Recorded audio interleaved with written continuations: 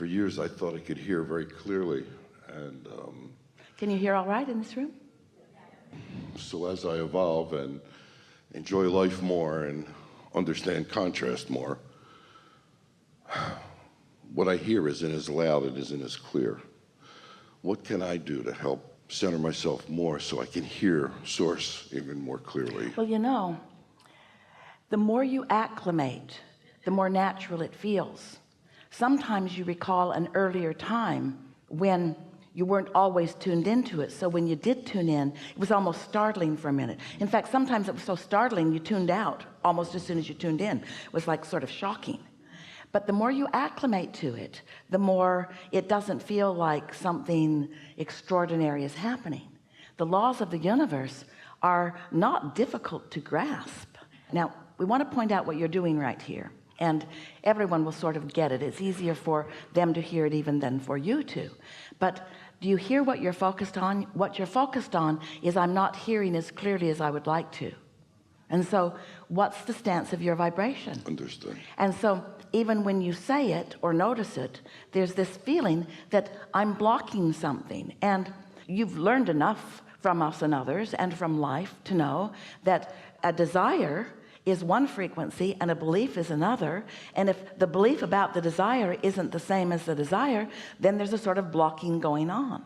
And so you set yourself up pretty good for this blockage. You said, through life I could hear, and for a while I could hear clearly, and now I'm not hearing as clearly. And we want to say, that's why.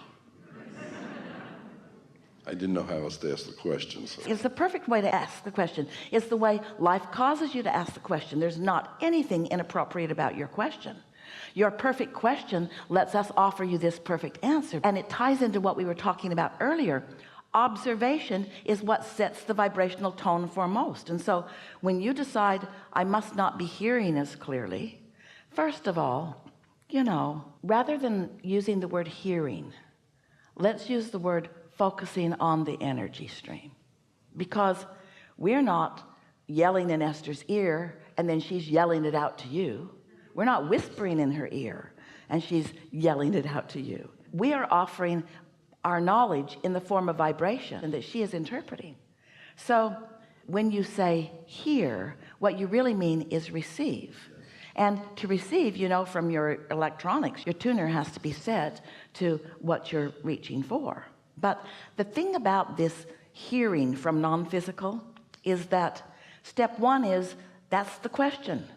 Step two is, Source offers the answer. Step three is, you got to receive the answer. And so as you're standing there with the asking and with trying to hear the answer, sometimes your asking gets in the way of hearing the answer. Does that make sense? It's like you're so aware of what is, which just makes you ask so hard for what you really want, which causes Source energy to answer with great clarity and depth and breadth. But if you're all balled up in the question, you can't hear the answer. So you want to put some conscious separation between the asking and the receiving of the answer. So when you see the cooperative components start to unfold in front of you and you get excited about it, that little voice in my head starts to go, what's next? And how do you control that so you don't put the brakes on the process? Well, just pay attention to the way you're feeling. We're going to give you an example of this. You're really going to like this. It speaks exactly to where you are and what you're asking for, and so many others too. We're going to throw out some statements that we just want to settle in with you, sort of starting in a building process. So as you receive one, the next will be easier to hear, and the next and the next, and so on. So you create your own reality, and you offer a vibration that law of attraction responds to, and that's how you do it. And you've been doing it, and you've got a reality around you that you've already created. These are big words. You've got a reality around you that you've already created that's in the way of the one you are trying to create now. Because it's full of things that you are observing, and it's full of things that you believe that are in the way of what you're now asking for. You kind of get that, don't you? I want it, but. Think about anyone that you've been trying to encourage in something, and as soon as you start being optimistic about their situation, they get really logical and argue for their limitations. And after a little while, you sort of want to give it up with them, because it's like, you've talked me into it, you can't do this. Well, you have this same sort of struggle going on within yourself. Your desires are being challenged by your beliefs, but your beliefs will morph and modify to satisfy the expansion of that which you are about. It is the eternal nature of all that we all are. So there is this now reality that as you're involved in it, and how can you not be, and you're seeing it and hearing it and smelling it and tasting it and touching it, and how can you not be? And that observation is in the way. So over time, we've written a whole lot of books with a whole lot of processes to help you to bridge those beliefs, to help you lighten the tension on those beliefs that are preventing you sometimes from going to where you want to go. Well, it's one way of doing it, and it is an effective way of doing it. It's a tedious way of doing it. It's kind of a slow going way of doing it. There is an even faster way of doing it, but you're so practical minded, and most of you want to dig in and make it happen. And so the processes that we offer, Esther uses many of them every day for tuning, for aligning. We are encouraging that you utilize them to your benefit, but we want to hear right now, give you an understanding of something and a little new methodology that will answer the problems or the question that you just presented to us here. So here it is.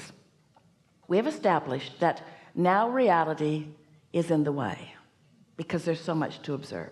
So if I don't have enough money and I'm saying I want more money, saying I want more money activates the stick about money. And since I don't have enough money, end of the stick is the most active end of the stick, then I sort of don't make any progress most times when I bring it up. So something is required to make it easier to activate the what I want end of the stick without activating the what I've got end of the stick or what I really don't want end of the stick. Because the stick is really two subjects, and you've practiced one end of it more than the other end of it, no matter what the subject is.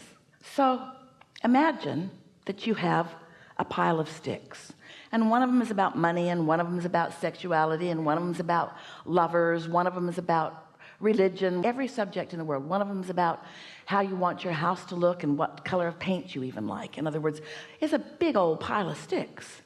And there's the what I want end of the stick and the what I don't want end of the stick. And those ends of the stick are vibrational in nature.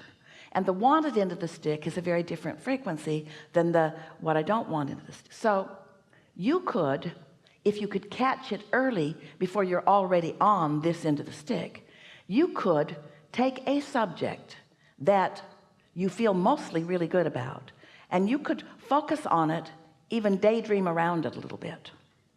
And you could accomplish an activation of a vibration that puts you solidly on this end of the stick, which means, and this is what we want you to hear, now you have access to every stick in the pile from that end. It's so much easier to find any stick in the pile that feels good to you, path of least resistance good, and then to get to the solution of every problem in the world or to the answer to every question in the world. So much easier to do it that way than to be on the other end of the stick and try to convince yourself that what you really want is the other end of that stick. Are you following?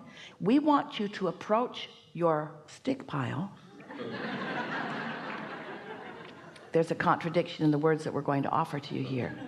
Vibrationally rather than physically. And the stick pile itself is what we meant by the contradiction in that. We want you to be a vibrational seeker rather than a subject by subject seeker. In other words, we want you to care about your vibration. You see, if we can convince you that you care about your vibration, and we can get you to do some things that allow you to allow your vibration to rise, now you have access to everything that's in the vortex, and now the magical seeming unfolding of this phase of your life, meaning this minute and the next minute and the next minute, maybe a few hours of it, are going to unfold in a way that they often don't unfold. Haven't you noticed the better it gets, the better it gets, and the worse it gets, the worse it gets? Haven't you ever gotten off on a negative run where everything that happens goes wrong? You forget this, and you forget this, and you forget this, and then you stub your toe, and then this happens, and then this happens, and then you slam your hand in the door, and then this happens, and then this happens, and then you go to the doctor, and he cuts the wrong finger off. It's time for a nap to stop the moment. In other words, the better it gets, the better it gets, the better it gets, the better it gets, the better it gets. But the worse it gets, the worse it gets, the worse it gets, the worse it gets. Because law of attraction is always in action. Law of attraction is always responding to you. Now we're going to make some of those basic statements that we said we would make. One who's connected to the stream or to the source energy, or who is under the influence of source, is more powerful than millions who aren't. So there's so much power in the accomplishment of this. We're just wanting you to care about reaching for it. And the next thing that we want to say is that when you are creating your own reality, let's say it's a business enterprise that you're in the process of creating, or a relationship, or it's a project that is more confined, like the building of a building or anything. Almost 100% of it is created before you buy the land, before you buy the first wood or the first nail, before you meet the first person or hire the first employee. In other words, most of your creation is accomplished vibrationally before you even begin. And what happens with most people, we love you so much, is that you create it through this dream state, through life that has helped you to put it into this vortex. But when you get into that vibrational frequency, what's in there will occur. It will be revealed to you in the daydream that you are dreaming. Does that make sense to you? If you're in the vicinity of it, you'll start finding thoughts about it and feeling thoughts about it. And when you face reality, you begin a deconstructing of it. Now, those are not accurate words, because you can't deconstruct what's in your vortex. You can never let yourself live any of it. You can wait until you croak to even recognize the hugeness of it and the validity of it. But this will never be deconstructed, and your inner being and all of your inner being's buddies, all of us are hanging out there witnessing the cooperative components being gathered. In other words, it's a big deal what's happening on your behalf. You have to find some way of being in the vibrational vicinity so that it can begin occurring to you, not just because that's how the manifestations happen, not just because that's how these thoughts turn to things, but because that's how you live happily ever after. That's the only way that you live happily ever after. You can't have allowed your life to build this vibrational reality, and you have allowed your life to build this vibrational reality, and be in any moment in time depriving yourself of it because you're focused in opposition to it. You can't be doing that and feel good at the same time. That always sucks. That always feels bad. It always feels like defeat or disappointment. It always feels like tension. But when you turn just the slightest in the direction of what you want, that's all it takes for positive emotion to replace negative emotion. Just be turned and facing in the direction of this, because the momentum of your attention in that direction will become greater and greater and greater until you will feel the power and the rhythm of it, and you will be in that place of receptive mode, that place of reception where you will understand that, where you will understand it, because words don't teach. It's life experience that teaches.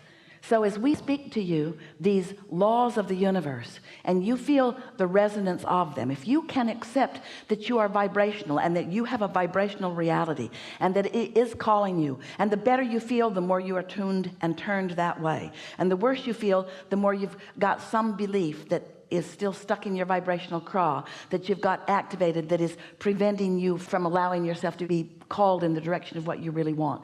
Once you consciously acknowledge this, and then you start living life and watching, what you begin to notice is there's an absolute, every single time, correlation between your mood and attitude and what is unfolding. It's either magical or not magical. And there's some stuff in between, but not really very much. You have strong emotions these days. You have tuned enough to who you are that when you're out of tune with who you are, you really feel it. People say to us, is it normal for all hell to break loose in my life once I begin playing with you? And we say, sort of, kind of, because you activate the wholeness of who you are, which makes it less tolerable to be in a vibrational frequency that is not who you really are. This is a really good time for a segment of refreshment.